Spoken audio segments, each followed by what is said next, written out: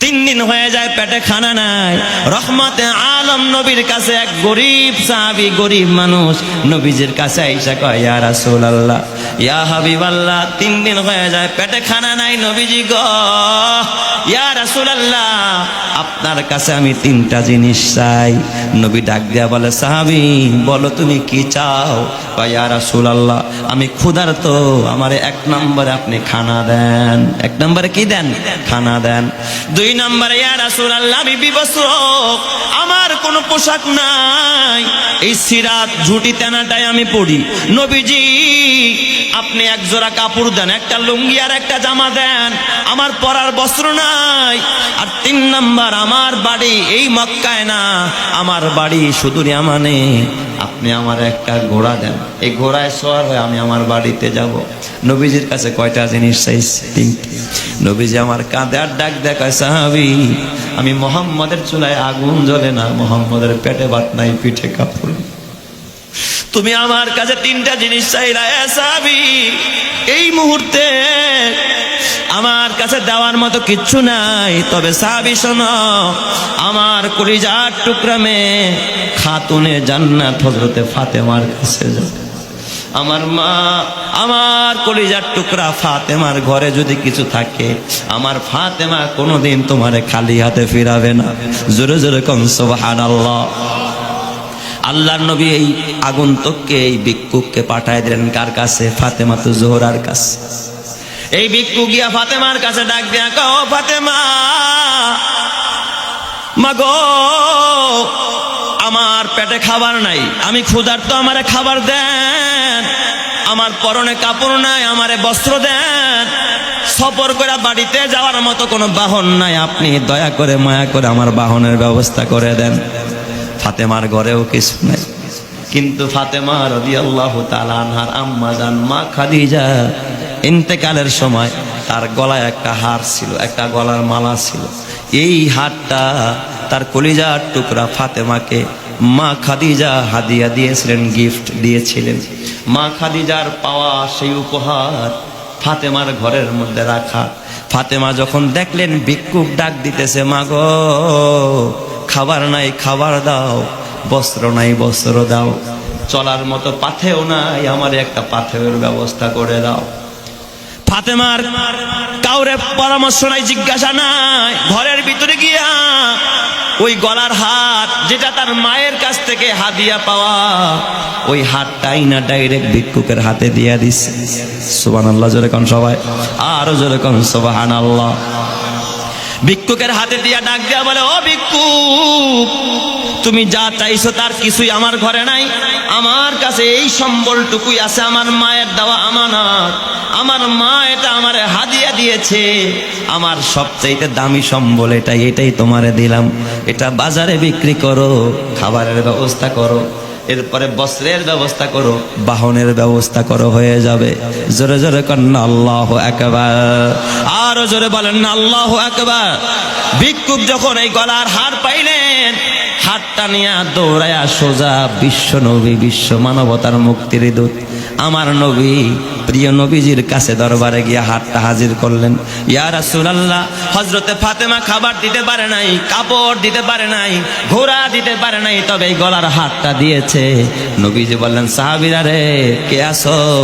এই হাতটাকে কোরায় করবা, কোরায় করে ওই টাকা দিয়া এই পথিকের ভিক্ষুকের যত প্রয়োজন আছে সব কিছু পুরা করে দিবা। সুবহানাল্লাহ। একজন সাহাবী ছিলেন হযরতে সালমান ফারসি রাদিয়াল্লাহু তাআলা আনহু। হযরতে সালমান তিনি লাভ দিয়া দাঁড়ায় বলেন, ইয়া রাসূলুল্লাহ, লাব্বাইক ওয়া সাদাইক ইয়া রাসূলুল্লাহ, ওগো নবীজি, এই হাতটা আমি ক্রয় করব। সালমান রে বলেন, দেখি হাতটা আমার হাতে দাও। নবীজি হাতে হাতটা দেইকা চোখের পানি ফালায়া নবীজি কাঁদতেছে। সালমান বললেন, মা ইউবকিকা ইয়া রাসূলুল্লাহ, ওগো নবীজি, এই হাত দেখে আপনি কেন কাঁদেন? নবীজি আমার ডাক দিয়া কয়, হাতটা দেখার সাথে সাথে অতীতের একটা স্মৃতির কথা আমার মনে পড়ে গেছে। আমার দুঃখের দিনের সাথী, যার সম্পদ আমি মুহাম্মদের কদমে না ডাললে আমি মুহাম্মদ এই জমিনের মধ্যে স্বাচ্ছন্দ্যের দিন প্রচার করতে পারতাম না। আমার দুঃখের দিনের সাথে আমার খাদিজা, এই হাতটা ছিল আমার খাদিজার। এটা তার কলিজার টুকরা মেয়ে ফাতেমার হাদিয়া দিছে। আর আমার কলিজার টুকরা মেয়ে ফাতেমা তার দামি জিনিসটা মায়ের পাওয়া একটা আমানত, মায়ের দেওয়া একটা গিফট, যেটা মানুষ যত্ন সহকারে স্মৃতি সহ রাখে, এইটাই আমার মেয়ে আল্লাহর রাস্তায় দিয়ে দিচ্ছে। সুবহানাল্লাহ জোরে কোন সবাই। হার কে দারি সরফে কুন্দর রাহে হার কে দারি সরফে কুন্দর রাহে লং তানালুল বিররা হাত্তা তুনফিকু। প্রিয় জিনিসটা আল্লাহর রাস্তায় দিয়েছেন, নবী কাঁদতেছে। সালমানের বুঝতে বাকি না, ইয়া রাসূলুল্লাহ আমি কিনবো পাওনার চাইতেও তার বেশি দিব। এই পরিমাণ টাকা দিলেন ভিক্ষুকরে, যার দ্বারা তার খাবার হয়, বস্ত্র হয়, গোড়ারও ব্যবস্থা হয়ে গেছে। আরো কিছু টাকা এক্সট্রা তাকে দিয়া হাতটা সালমানে ফার্সি হাতে নিয়ে নিলেন। সালমানে ফার্সি হাতে হাতটা নিয়া এরপরে ডাক দিয়া বলে, ইয়া রাসূলুল্লাহ ইয়া হাবিবাল্লাহ, হাতটা আমি কিনছি ঠিক, কিন্তু এই হাতটা আপনাকে আমি হাদিয়া দিয়ে দিলাম। জোরে জোরে কন্না আল্লাহু আকবার, আরো জোরে কন্না আল্লাহু আকবার। বিশ্বনবীকে হাতটা হাদিয়া দিয়ে দিলেন। বিশ্বনবী হাতটা হাতে নিয়া নবী আমার ডাক দিয়া বলে, সালমান এই হাতটা আমার অভাবী মেয়ে ফাতেমা, যার ঘরে খাবার নাই, চুলায় আগুন জ্বলে না, একটাই ছিল মাত্র সম্বল, এটা দিয়া দিছে আমার কলিজার টুকরা ফাতেমার কাছে হাতটা পাঠায়া দাও। হযরতে ফাতেমার কাছে হাতটা পাঠায়া দেওয়া হলো। ভিক্ষুকের চাহিদাও পুরা হয়ে গেল। ফাতেমা হাতটা পায়া কেঁদে কেঁদে বলে, আল্লাহ ইয়া রাব্বি লাকাল হামদু কামা ইয়ামবাগি লিজালালি ওয়াজহিকা ওয়া আযীমি সুলতানিক রব্বুল আলামিন। তুমি একটা হারের দ্বারা কতজনকে নেকির ভাগীদার বানাইলা। মাঝখান থেকে ভিক্ষুকের চাহিদাও পুরা হয়ে গেল, মাঝখান থেকে আমরা কয়েকজন মানুষ নেকের অধিকার হয়ে গেলাম। কথা ঠিক না বেঠিক জোরে কর। এই জন্য আমার বাবা আল্লাহ বলে, ওয়া আনফিকু মিম্মা রাযাকনাকুম মিন ক্বাবলি আইয়াতিয়া আহাদাকুমুল মাউত। এ বান্দা খরচ করো মৃত্যু আসার আগে আগে।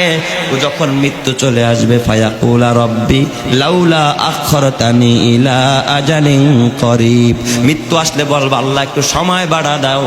ফাআসসাদদাকনা ওয়া আকুম ফাআসসাদদাকান্না ওয়া আকুম মিনাস সালিহিন। আল্লাহ এরপরে সদকা করে আমরা ভালো হয়ে যাব। আল্লাহ কা ওয়ালা ইউআখিরাল্লাহু নাফসান, কোন নফসকে সময় দেওয়া হবে না। ইজা জা আজালুহা, এ যখন সময় এসে যাবে কাউরে সময় দেওয়া হবে না। বলেন তো এই চরগোপালপুরের মুসলমান আপনাদেরকে আল্লাহ সময় দিবেনি? সময় কিন্তু দিবে না বাবা, সময় কিন্তু শেষ হয়ে যাবে রে বাজান। এই জন্য হাতে পায়ে ধরে বলা যায়, নিজে আলেম হইতে পারো নাই, সন্তানরে আলেম বানাইতে পারো নাই, অন্তত একজন আলেমের খেদমত করে তারপরে কবরে যাও। আমার বাবা আমার জীবনের বাস্তব একটা ঘটনা বলে আমি বিদায় নিব। খুব হৃদয় দিয়া শুনেন কথাটা, দিলের কানে শুনেন। আমার বুড়া বাবা, এক প্রোগ্রামে আমি মাহফিল শেষ কইরা রাতের বেলায় অবস্থান করলাম। পরের দিন আমার মাহফিল ওই এলাকায়। আমি রাতের বেলায় যখন ওখানে কাটালাম, রাত্রিবেলা মাহফিল শেষ করে সকালবেলা ফজরের পর সূরা ইয়াসিনের আমল হলো। কিছুক্ষণ আমরা কমিটির লোকজন সহ সকলে একসাথে বসা। আর ওই এলাকার ভিতরে কত সুন্দর একটা তরতিব এবং পরস্পরের মধ্যে ভালোবাসার মহব্বত। আলহামদুলিল্লাহ, ওই ভালোবাসার মহব্বত আমি এখানে এসেও পেয়েছি। আলহামদুলিল্লাহ, আলহামদুলিল্লাহ। কারণ সবাই, এই যে আনিস শিকদার ভাই বারবার আমার সাথে যোগাযোগ করেছে, এত যোগাযোগ রেখেছে, হুজুর একটা ডেট দিতেই হবে আমাকে। আর আল্লাহর বান্দা, তার ভাইয়েরাও, বড় ভাই মেজো ভাইরা সব, আত্মীয়রা সব, অনেক এই যে বন্ধু বান্ধব যারা আছে সবাই আলহামদুলিল্লাহ খুব সানন্দে এবং খুব ভালোভাবে আমাকে আতিথেয়তা করেছে, আমার সাথে বাবা ব্যবহার করেছে। আমি এতে সন্তুষ্ট। আপনাদের জন্য যেই যে আয়োজন করেছে আপনারা এতে খুশি না বেজার? আল্লাহ সবাইকে জান্নাতি করুক, জোরে কান আমিন। এ আমার বাবা খুব ভালো করে শুনবা। সকালবেলা কয়, হুজুর কেশিয়ার সাহেবের বাসায় আপনার খানা।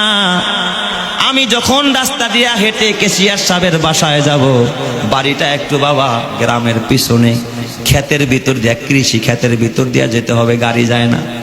আমার কাছে হুজুর কষ্ট নিয়েন না, 2-3 মিনিট হাঁটতে হবে। বাগান আছে, বাগান, উত্তরাঞ্চলে তো বাগান থাকে বেশি। হঠাৎ কুয়াশার চাদরে ঢাকা পৌষ মাস, 2 হাত সামনে কিচ্ছু দেখা যায় না। হঠাৎ আমি যখন তাদের সাথে 8-10 জনের একটা কাফেলা, সবাই মিলে তার বাসায় খাবে, সকালবেলা আবার দুপুরে আরেকজনের বাসায়, এইভাবে তারা ভাগ করে কমিটির একটা অনুষ্ঠান করে আর কি, মাহফিলের আয়োজন, তাফসির মাহফিল। ওরা তাফসির কমিটি বলে, লম্বা একটা কমিটি, অনেক বড়, 60-70 জনের একটা কমিটি। আমরা সেখানে রওনা। হঠাৎ কিছু দূর যাওয়ার পর হঠাৎ দেখি অন্ধকারের মতো আর কি, কুয়াশায় দেখা যায় না। কিছুক্ষণ পর শিয়ালের ডাক আমার কানে আসতেছে। আমি বড় অবাক, খায় কোন জঙ্গলে নিয়ে যায়। হঠাৎ দেখি ডানে তাকায়া বিশাল বড় এক জঙ্গল দেখা যায়, ঘাস, আবার দেখি বাঁশের চাটায়া। আমি বুঝতে পারলাম না ব্যাপারটা কি, কোথায় নাই। একটু ভালোভাবে নজর দিয়া দেখি এটা একটা কবরস্থান। এই কবরস্থানের পাশ দিয়ে আমারে নিয়ে যায়। এ বাবা, এই কবর কিন্তু তোমার প্রথম ঘাঁটি। এই কবরে যার, এ বাবা, কবরে যার সাথে ভালো ব্যবহার করা হবে, সব ঘাঁটিতে তার সাথে ভালো ব্যবহার করা হবে। আর এই কবরে গিয়া যদি কেউ একবার ধরা খেয়ে যায়, সব জায়গার মধ্যে ধরা খেয়ে যাবে। কথা ঠিক কিনা? প্রথম ইমিগ্রেশনে যদি কেউ ধরা খেয়ে যায়, সব জায়গায় শুধু ধরা আর ধরা। এই প্রথম হবে, কবর হবে প্রথম ঘাঁটি।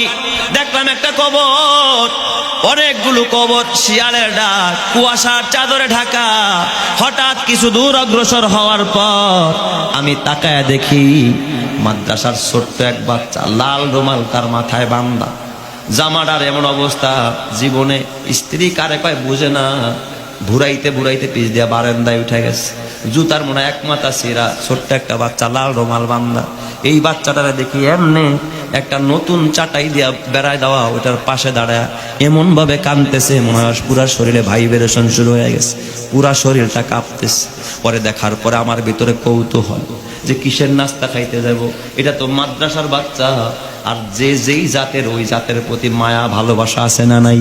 আমরা সারাক্ষণ এতিম মিসকিন নিয়ে, মাদ্রাসার ছাত্র নিয়ে চলাফেরা করি, এদের প্রতি আমাদের মমতাই আলাদা। ওরা আগে আগে যায়, কয়েকজন পিছনে। আমি বাচ্চার হালাত দেখা আমার দিল বলে, আল্লাহ, এখন হয়তো বা বেলাটা উঠলো কিন্তু রোদ উঠে নাই মাওলা, কুয়াশার চাদরে ঢাকা, আর শিয়ালে ডাকতেছে। ভয় পাওয়ার কথা ভয়ঙ্কর। এই কবরস্থানের পাশে, নতুন কবরস্থানের পাশে চাটাই দিয়া বেড়া দেওয়া। কে গো? এই বাচ্চাটা এইভাবে কাঁদতেছে। আমার মন চাইলো আমি ওর সাথে কথা না বলে আমি নাস্তা খাইতে যাবো না, আমি দাঁড়ায় রইলাম। কিছুক্ষণ পরে দেখে আমার শরীরে একটা ঝাঁকুনি দিল। তার মানে ওর দোয়া যে কবুল হইতেছে, রহমত যে নাজিল হইতেছে, আমি কিছুটা টাচ করতে পারছি। আমি অমনি ওর পিছনেও হাত তুলে ফেলছি। বাবা, কিছু কিছু সময় দেখবেন হাত তোলার সাথে সাথে চোখে পানি এসে যায়। আমার চোখেও পানি এসে, কারণ সামনেও শত শত কবর। এই বাচ্চাটা কি বলে তাও জানি না। ও মোনাজাত দিছে, জন্য আমিও মোনাজাত দিছি। আমার দেখা দেখি কমিটির যারা আছে একে একে আইসা বিশাল কাফেলা আমাদের পিছনে হাত তুলে ফেলছে। বাচ্চাটা দোয়া শেষ কইরা যখন পিছনের দিকে তাকাইছে, ও হয়তো আমারে চিনছে যে রাত্রে বয়ান করছে। আমারে দেখছে, লজ্জা পাইছে, রুমালটা দিয়া চোখের কোণা মুছতেছি। আর অন্যদিকে যখন সরে যাচ্ছে, আমি অমনে আর ডান হাতটা চেপে ধরলাম। বাবা কই যাও? দাঁড়াও। কাছেই না, বুকের সাথে, আমার বুকের সাথে ওর মাথাটা মিলাইলাম। মাথার সাদা রুমালে দেখি দুবলায় যেমন কুয়াশা পড়লে সাদা হয়ে যায়, কুয়াশার কারণে মাথার রুমালটা সাদা হয়ে গেছে। ঝাইরা নিজের পকেটের টিস্যু দিয়া সব কুয়াশাগুলো ঝেড়ে দিলাম। জিজ্ঞাসা করলাম, আব্বু তোমার নাম কি? কয়, উস্তাদ আমার নাম আব্দুল করিম। আমি বললাম, ও আব্দুল করিম, কোথায় কি করো? কয়, হুজুর, যেই মাদ্রাসায় আপনি ওয়াজ করছেন, এই মাদ্রাসায় আমি হেফজখানায় উঠছি, কোরআন শরীফ পড়া শুরু করছি, 5 পারা হয়েছে হুজুর আমার। আমি বললাম, বাবা আব্দুল করিম, তুমি সত্য করে বলো, যে কবরের পাশে তুমি দাঁড়ায় মোনাজাত দিয়া কাঁদলাই, কবরটা কার, আমার একটু খুলে বলবা। এই কথাটা বলতে দেরি আব্দুল করিমের চোখ দিয়ে আবারও পানি আসতে দেরি নাই। আব্দুল করিম আবারও কান্না আরম্ভ করছে। ওর কান্না যেন সকলের হৃদয়টাকে বিগলিত করে দেয়। আমি বললাম, বাজান কাঁদো কেন? খুলে বলো, এটা কার কবর? আব্দুল করিম আমার ডাক দেখ, ওস্তাদ, এটা হলো আমার আব্বার কবর, আমার বাবার কবর। গত 1 সপ্তাহ আগে আমার বাবা এই কবরের মধ্যে ঘুমায়। আমি বললাম, ও বাবা, কুয়াশার চাদরে ঢাকা, কিচ্ছু দেখা যায় না। বেলা উঠলে পরিষ্কার হলে আসতে পারতাম, এখানে কেন বাবার কবরের সামনে? কয় ওস্তাদ, আমার হুজুর বলেছে বাবা মার কবরের পাশে দাঁড়াইয়া সূরা ইয়াসিন পড়লে মা বাবার কবর আযাব মাফ হয়ে যায়। হুজুর, আমার বাবারে কবরে রাখার পর আমি একদিনও মিস করি নাই, আমি প্রতিদিন আমার বাবার কবরের পাশে দাঁড়ায় আমি সূরা ইয়াসিন পড়ি। আমি সূরা ইয়াসিন পড়ে আমার বাবার জন্য দোয়া করতেছিলাম। আমি বললাম, ও বাবা আব্দুল করিম, শিয়ালে ডাকতেছে, কুয়াশার চাদরে ঢাকা দেখা যায় না, তোমার কি ভয় হয় না? একটু ভয় লাগে না? কেমনে একা একা এখানে আসলা? আব্দুল করিম আমারে ডাক দেখ, ওস্তাদ আমি একা আসি নাই, ফজরের নামাজের পর আমার আম্মু আমারে হাত ধরে নিয়ে আসছে।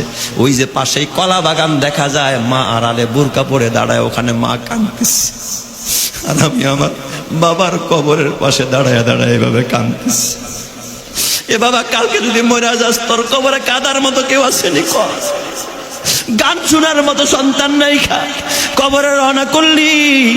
গাঁজা খাওয়ার মতো সন্তান আছে, বিড়ি খাওয়ার মতো সন্তান আছে, জিনা করার মতো সন্তান আছে, মিথ্যা কথা বলার মতো সন্তান আছে, কোরআন পড়ার মতো সন্তান রাখছিস নি, একটা কোরআনওয়ালার খেদমত করছিস নি। কালকে যদি কবরে শুয়ে যা, যদি পাশেই কবরস্থান, কয়জন সন্তান বাবার কবরের পাশে কাঁদে, মার কবরের পাশে কাঁদে।